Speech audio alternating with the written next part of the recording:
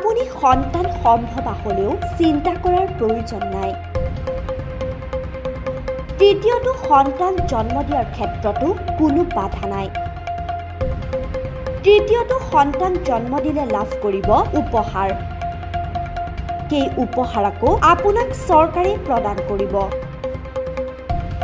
তৃতীয়টো সন্তান জন্ম দিলে আপুনি লাভ কৰিব টকা।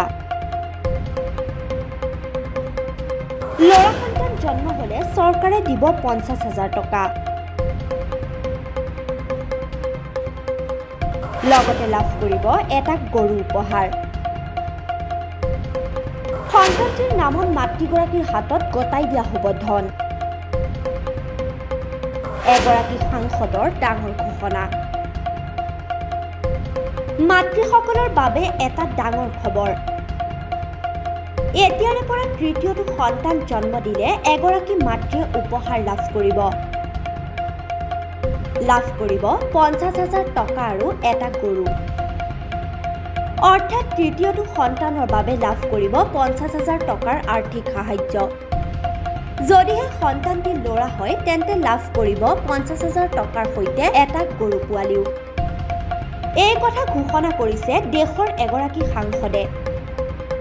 সাংসদগৰাকী হৈছে অন্ধ্ৰপ্ৰদেশৰ।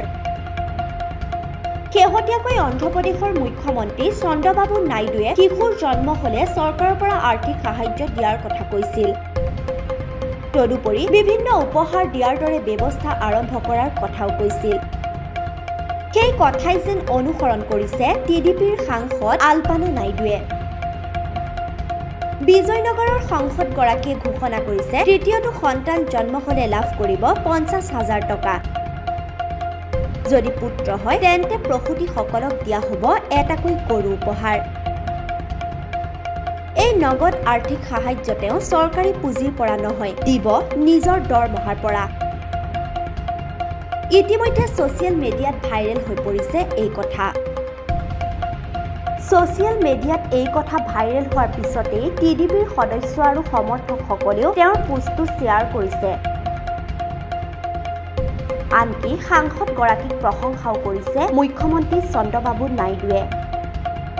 এতিয়াৰে পৰা অন্ধ্ৰপ্ৰদেশৰ যদি কোনো মহিলাই তৃতীয়টো সন্তান জন্ম দিয়ে আৰু যদি সেই সন্তানটি ল'ৰা হয় তেন্তে লাভ কৰিব 50,000 টকা।